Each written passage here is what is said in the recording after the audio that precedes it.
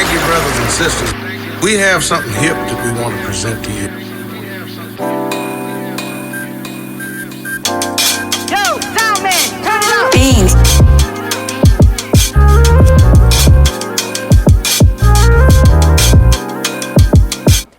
Hey, what's poppin'? What's poppin'? What's poppin'? It's your man, DJ Wildchild. This is Drop the Beat Podcast, man, right here, Chicago. We doing it.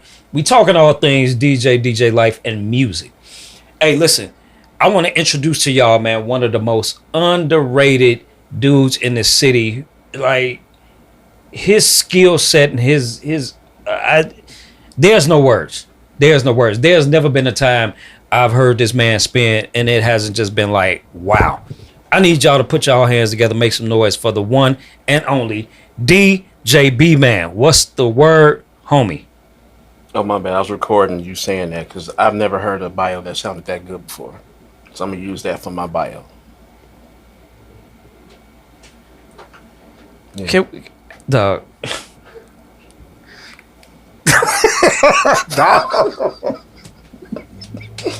Come on, man. You said you was gonna be on your best behavior, man. Come on. You got it. Did it say? There's never been a time I've heard this man spin and it hasn't just been like, I needed that. okay. What's up, brother? How you doing? What's up, dude? What's the deal? How you doing, man? I'm good. All is well, sir. Yes, sir. Yeah. Hey, man, so listen, let's just get straight into it. Your start of this DJ game, man. It started at the rink on 87th Street. Mm-hmm. When I was skating, had to be like 8 or 9. I was always amazed at how the DJ would seamlessly blend one song into the other. So I would just sit there with my skates on and just look at him play record after record. But you wasn't skating. I was, but then I would just sit down and be like, okay, I want to try to do that. So I had cassette tapes at the time, so I would dual deck cassette thing. Yeah. With the pitch control or no? No. Pause button. Yeah. Speed it up. Nice. Okay. That's the beginning.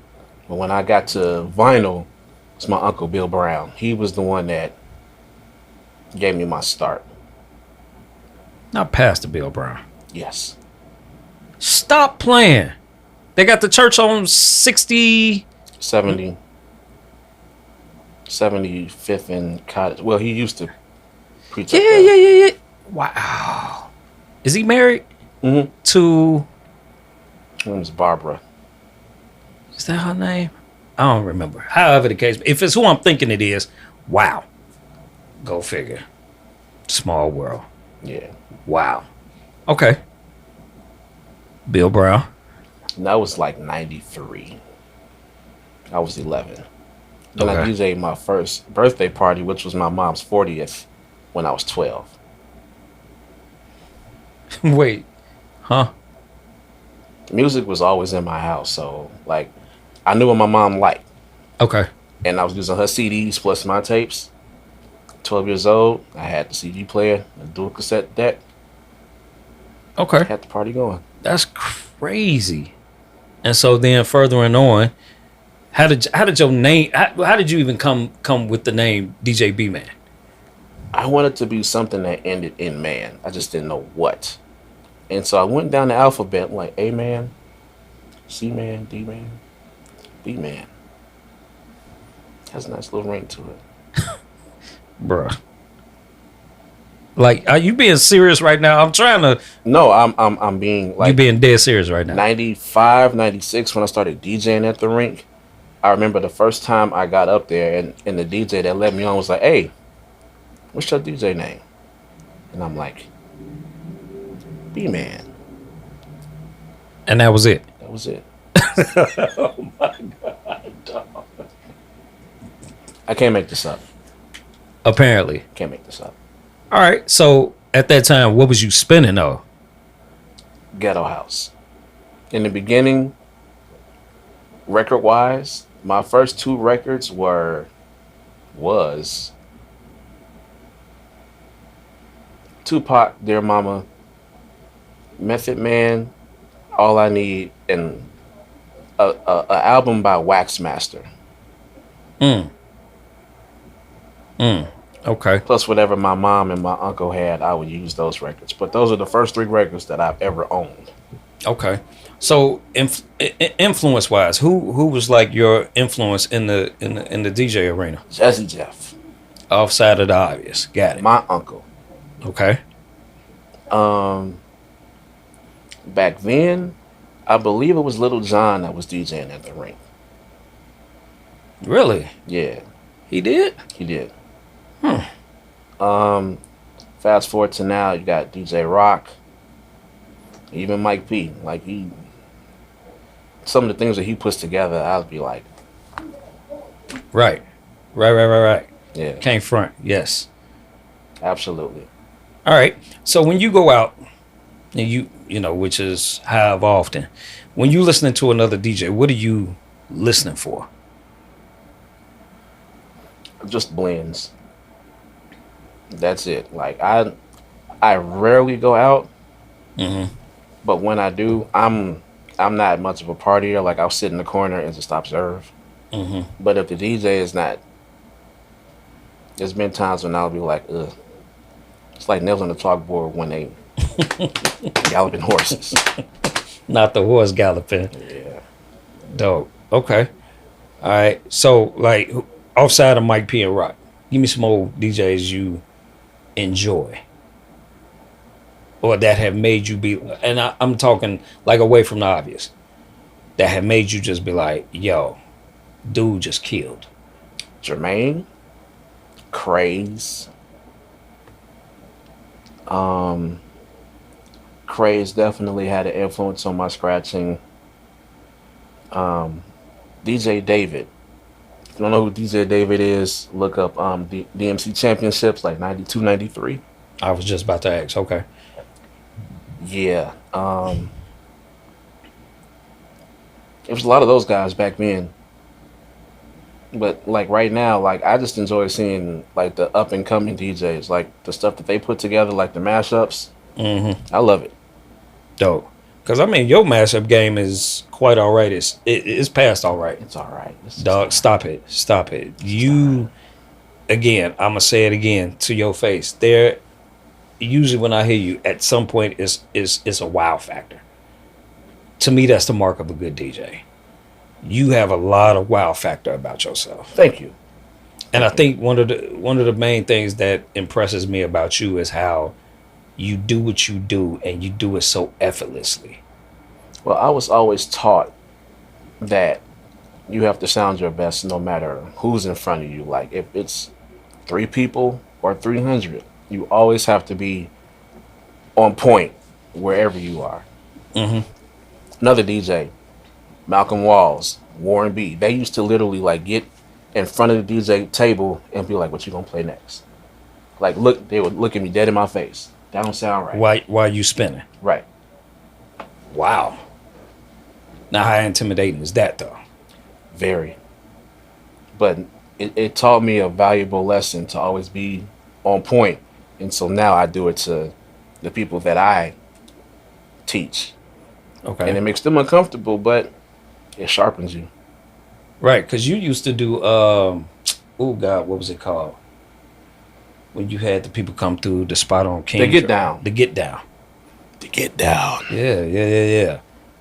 How was explain to me the concept behind that and what the process behind that. You know how people in church fellowship? Okay. That's basically what it was for DJs. Just a place to talk all things music, all things DJ related. Nobody's better than the other person. We are all just here for the love of the craft and for the love of the music. Okay. And we talking about love of the craft. What, in your opinion, what do you see is wrong with the game nowadays? If anything.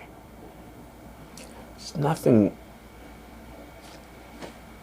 I mean, evolution is mandatory. Like things don't stay the same, but one of the things that's wrong with it now is the fact that a lot of DJs stay in one genre where they should be in all types of different genres because that way you get a better check instead of just being like, yeah, I only play hip hop. Do it all. And in that way you can get booked for everything. And I always tell people, always download clean music. Clean music will get you further in the corporate world. Absolutely. Absolutely. Yeah, but if it's just that some people are just stuck in like one genre. Okay. And what is your genre of choice, if any? I don't have one. Like I'll try to mix jazz together. I've actually done it before. And I would be curious to hear what that sound like. Killer Joe and James Brown's "Do It to Death."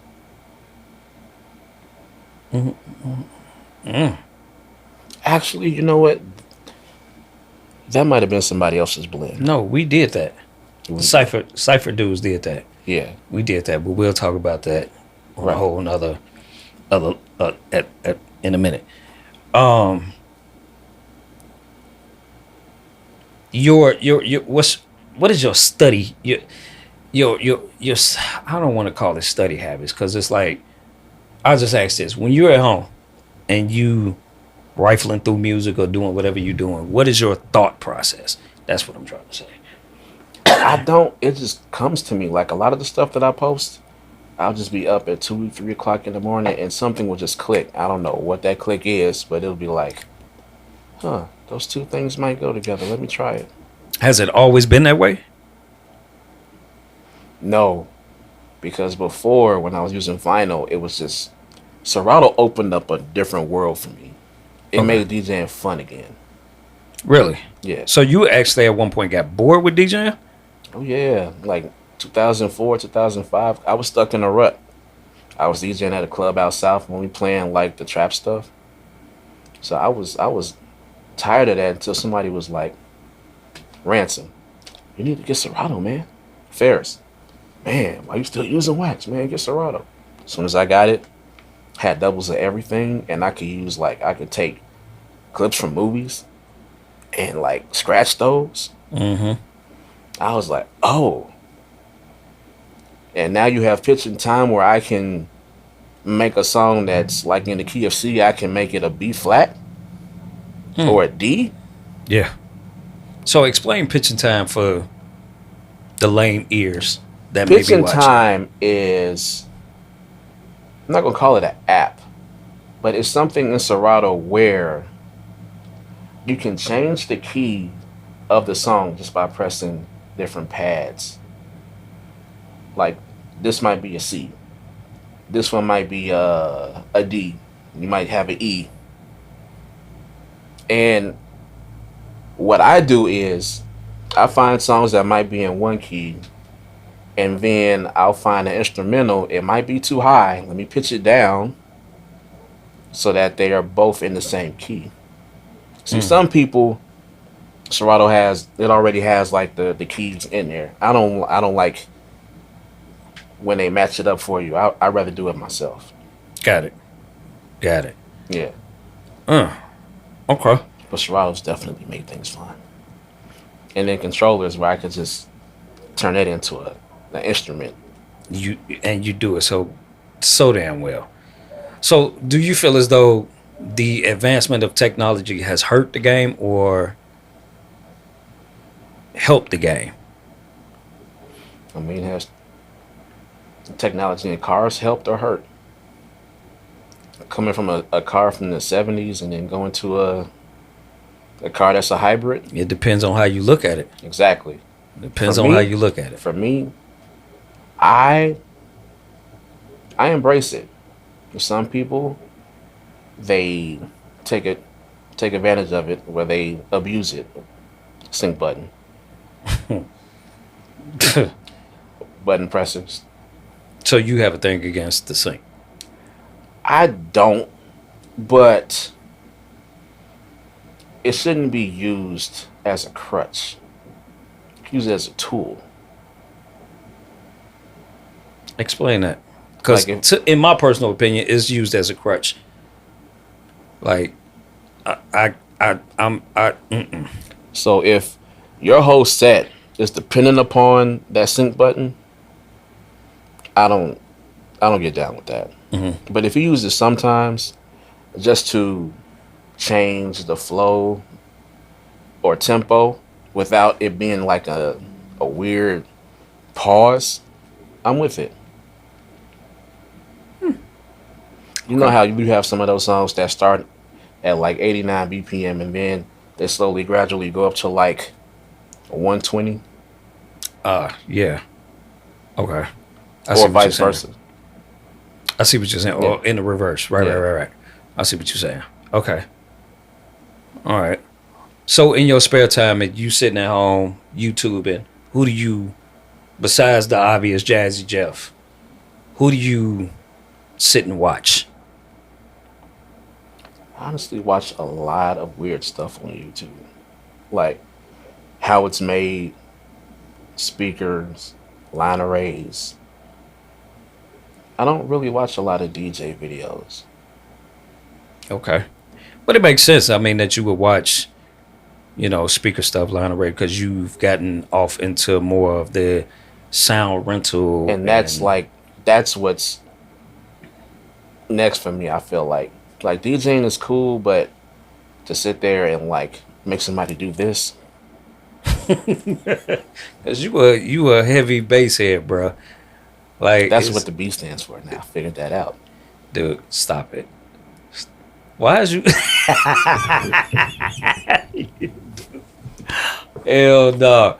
So transitioning into the realm of audio rental and audio usage, what is it about that world that really has your attention? Well, it started with I got sick of spending money giving other people money so I can rent their sound. Mm-hmm. So I saved up enough money to buy my own stuff, and it got to the point where it's like, if I'm gonna be out, I want to make sure that I sound the best that I possibly can. Like when I'm out, you're gonna hear me, you're gonna feel me.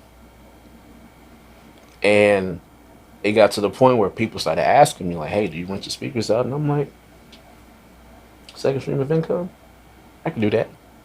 Mm-hmm. And the floodgates open. Fun fact, I used to actually be afraid of speakers when I What was do you growing mean? up. My uncle, he used to have these stereo speakers, and the woofer going in and out used to frighten me. It was weird. I don't know. Like I had a phobia of speakers, but then when I started going to the rink, the bass is what caught me, and I Okay. just stood in front of the bass for the whole party. Didn't move. Just like the way that I felt like my vision was blurred. I like bass going through the body. Yeah, I was a weird kid. So in I'm still essence, weird. nowadays, you try to put yourself in a position of making people feel what you felt. Absolutely. Why? Because I like it.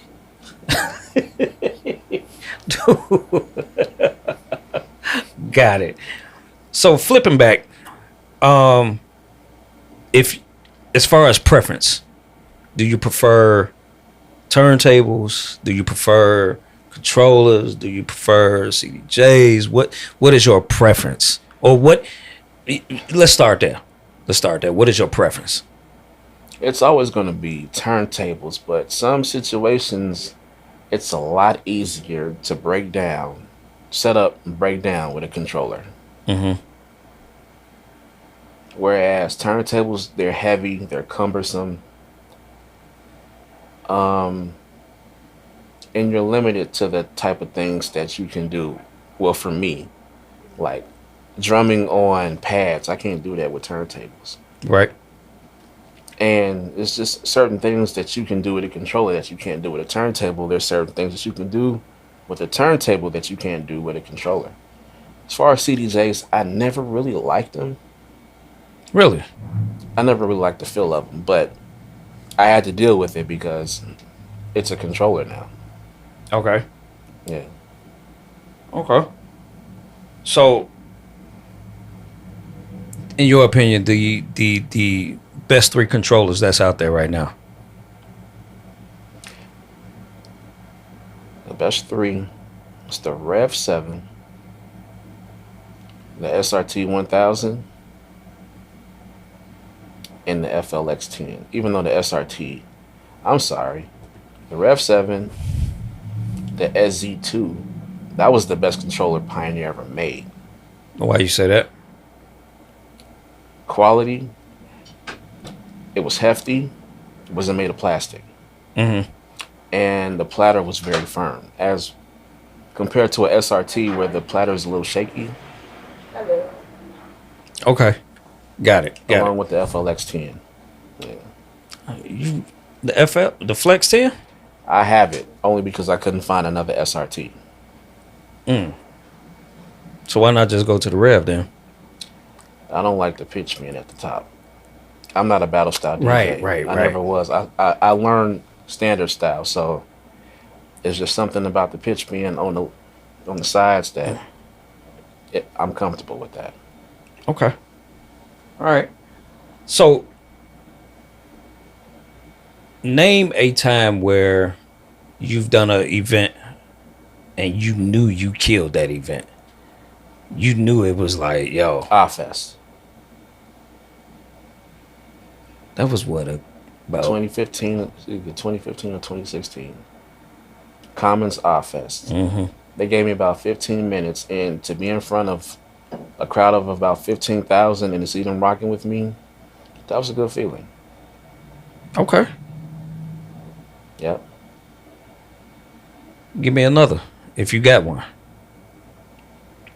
How about I'll give you this. So, being on tour with Jack Daniels, Oh, the Jackin' for Jackin' for Beats joint. Yeah. I just had fun just going all over the country playing music. Even though it wasn't for a lot of people, but to just touch the people that were like in front of the truck just to see them dancing and to play different styles of music like DC, they like go-go. So playing go-go out there and they're vibing to you, Mm-hmm. it's an amazing feeling. And what was that overall experience like? Real world. Like MTV's Real Because we were put in a house for a month with almost perfect strangers, and then we ended up becoming like me, Jeff, Sinatra's. We ended up becoming brothers after the tour because we lived with each other for months on end in different states. Got it. Yeah. Okay. And so in that type of situation, what do you find to be the most difficult? The most difficult, I overthink when I'm in different markets as to what they might like to hear. Where you should just go ahead and do you. I'll be trying to do research, listen to radio stations, trying to figure out what they like. Look, that's cool, but just go out there and do you. They're gonna rock with you no matter what. What area of the country do you think gives you the most trouble? Or the not trouble, but really, the crib? We're too cool. We're too cool. We want to be seen. We don't dance no more. But I'm saying, like, as far as like to do a party, you still say the crib. Absolutely. Miami, they like to party. Like, I don't know what it is. Like, I think VIP sections like killed the dance floor vibe. I don't know, but here, people just stand around. Facts. Well, I've said it in a couple different interviews. I believe these cell phones definitely have been, Oh yeah, men in prayer position. have definitely been it's definitely one of the leading causes of parties kind of going, sideways due to the fact that everybody, you're on your phone texting, you perusing social media, or you, look, it's my birthday, all that. You know what I mean? That voice, yeah. I don't know, man. Like, but then on the flip side, it's like it's free promotion.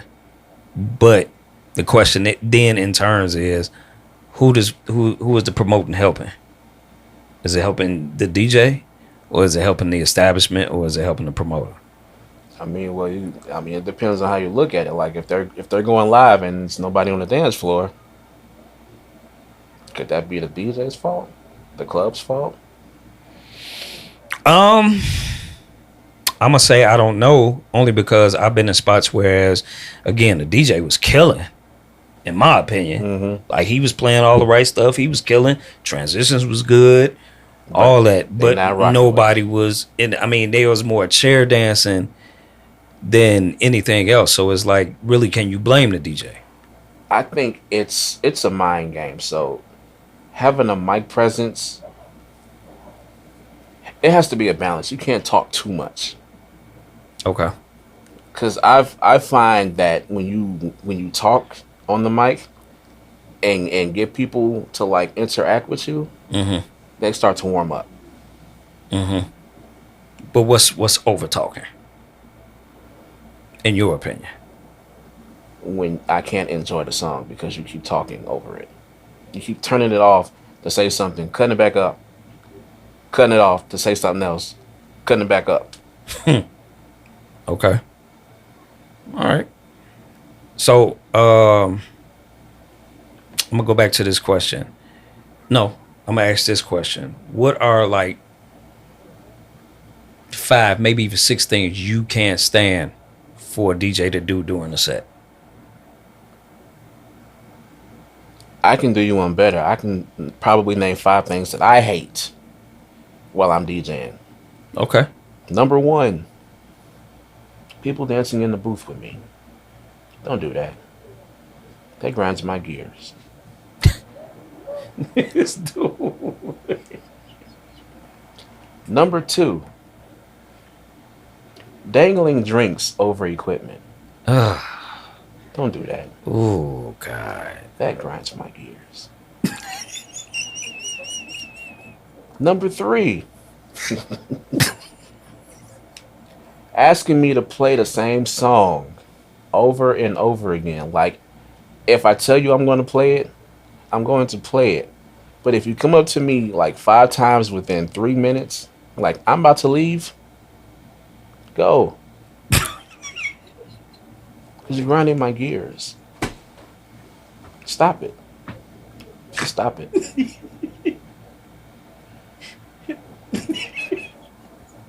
I'm sorry, because I'm starting to think about. 4, waiting until 2-3 o'clock in the morning to get paid. Oh, Jesus and Christ. Why?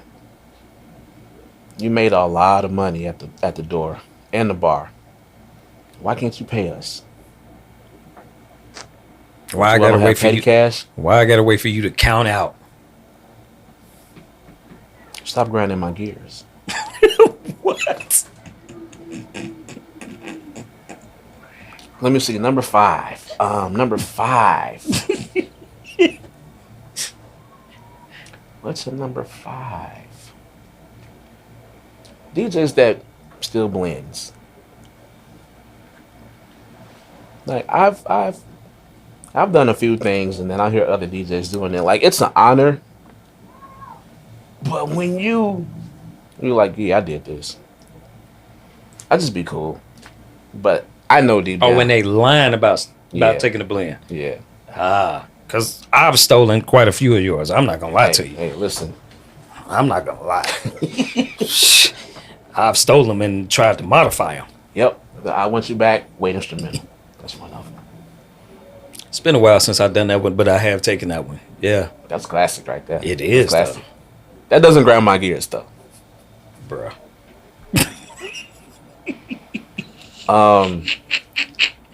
Yeah, okay, that was 4. I don't know if I can think of another one.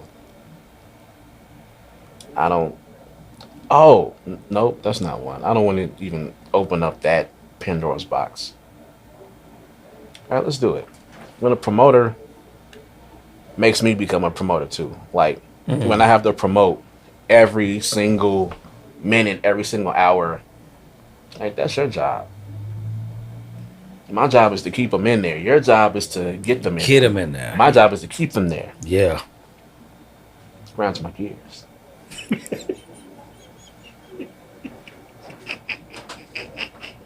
Don't do that.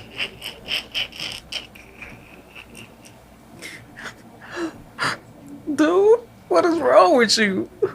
I'm grinding my gears. Gear grinding. Gears grinding. Oh my sweet Lord Jesus. Listen, dog, and I'm in total agreement with you. Total. I can't even disclaim to none of them. All of them are absolute on point. Oh, if I'm opening and you're the closer, please get there on time. Cause I like to be home at a specific time. So what if something happened and they, you know what I mean, accident, they got caught in traffic. What if it's beyond their control? Leave earlier. Like, I mean, if it was a real job, you would be there on time. I can't even argue with you, dog. I can't even argue with you. This is like, as an opener, I'm supposed to make the crowd warm up for you. I'm supposed to get them going just a little bit. The closer's job is to take them up to that. If you're late, I'm gonna start taking them up there. You're gonna be mad. So let me ask you this, since we're on the topic of opening and closing. Do you feel as though, as an opener, there's just certain songs you should not play? As an opener, there's so many songs that you can play. You don't have to play the top 40. You don't have to play the top 10.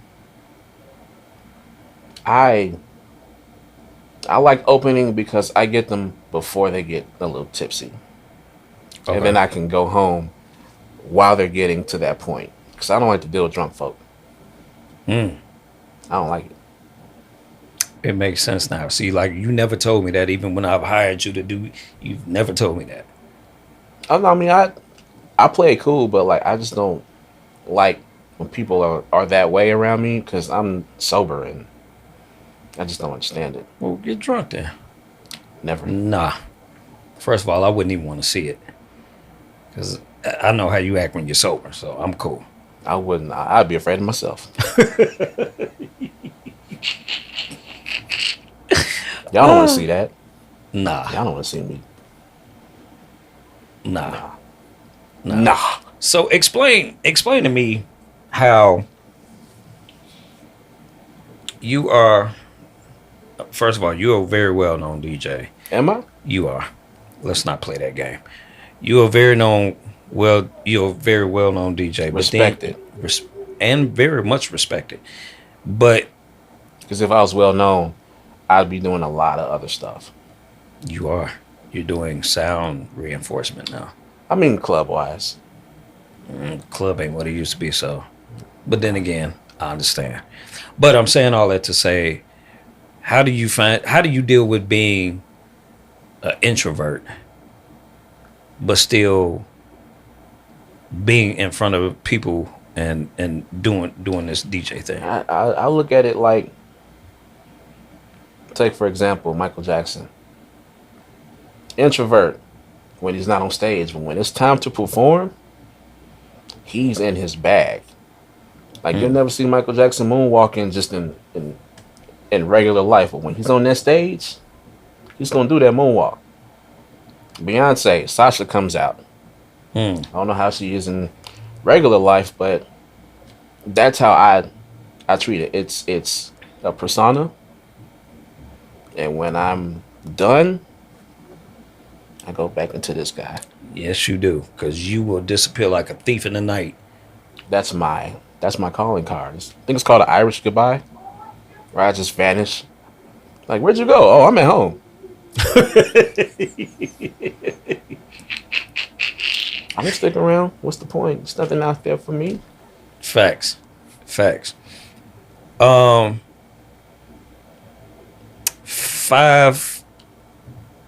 of your favorite artists. Take 6. Okay. 6 of your favorite artists. How you go up to 6? Because I should have known Take 6 was. But go ahead. Michael Jackson, Stevie Wonder, Jacob Collier. He's amazing. If you don't know who Jacob Collier He's is, amazing. I'm gonna have to put SWV. I'll tell Really? you why. Because their songs were so important to me learning how to blend back in 92, 93. Explain that. When I was learning how to DJ, SWV's I'm So Into You and Human Nature, right here were the two songs that I had to, in my mind, I had to try to figure out how to blend them together. It took me all night to figure that out. Hmm? When I was like 92, 93, I was about 11, 10 or 11. Yeah. Okay. Got it. Okay. I mean, well, yeah, SWV. I don't know if anybody knows this, but I'm a big R&B guy. So like their songs, I used to skate to them. I learned how to DJ to them, so they'll always have a A special special place in my. place, yeah. Got Yeah. it. Okay. Makes sense. So if you could give advice, or what advice do you give to the up and coming generation or the younger generation? Practice blending. Don't just download one genre of music. Don't just download the rap. Go to the pop. Go to the country. Go to the dance hall. Download it all because you never know who your client might be, and you don't want to be out there. You get a request for something at a wedding. It's just something that the bride asks you for, and you like, I don't even know what that is. It's gonna look bad on your part. So I would say just download everything because you never know when you're gonna need it. Mm-hmm. Clean versions too. Mm-hmm. That's it. That's all. That's your only advice. Don't undercut. We don't want to get into You that. talk about a Pandora's box. Jesus. Thou shalt not undercut it. Undercutteth. Yeah. And what else you got? That's all I got for now. It's just the main thing. Like, just make sure that your library is vast. Got it. And then lastly, your process as to working on your cutting techniques with, what do you feel is your more dominant hand? Let's start there. Your right hand. So what techniques do you use to stay sharp? I'll just walk around doing this or this. Like when I was in high school, I wanted to learn the crab scratch. I would literally walk around doing this because what you're doing, your thumb is on one side of the crossfader. These 3 or 4 fingers are on the other side, and they have to tap that fader like this in order to get that da da da da da da da da. And as far as transforming, I would do this. It looks weird. I know. Pause. It looks weird, Fam. but Oh my God. when this is transforming. That's how I learned how to do that. Okay. And then I assume it's the same with the left hand. The left hand has other stuff like just regular scratching, but this is my dominant hand. And where did you pick up scratching from? DMC. Or who? Rather.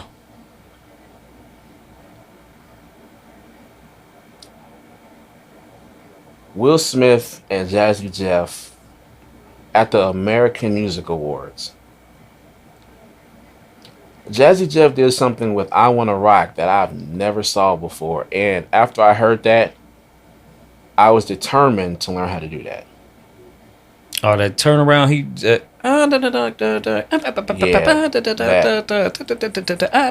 And then he broke it down and went slower. I was like, oh, I have to figure this out. Got you. And that started the rabbit hole with Jazzy Jeff. Got you. Okay. So, man, where can people find you at? What's your socials? Socials. DJ B-Man on Instagram. J Brown on Facebook. DJ B-Man on Twitter and everything else. And what I have coming up, I'm going on tour with the All the Smoke podcast. Word. Dope. Yeah. The Matt Barnes. and Steve Stevens. Jackson. Word. Me and Rod are going to be in Philly and New York. How the hell did that even happen? When they were here, they did a live taping and they got us to do the taping. And me being so quirky, like whenever they would say, you know how I'm so Bumblebee? Uh-huh. They love that. And it was like, we want you guys back. Word. Yeah. That's dope, dog. Bumblebee, he calls me Bumblebee because I talk with my hands. I don't have to say anything. Like I'll find a clip in a song that'll express how I'm feeling. Yes. Yes, and you are an absolute genius at it. That's what's funny. Sometimes I think I'm on the spectrum, but that's another story. I feel like. Fam. I think you got to be on the spectrum to think of stuff like that. God. You can edit that out. I'm not. Okay. I'm not. I might be on the spectrum.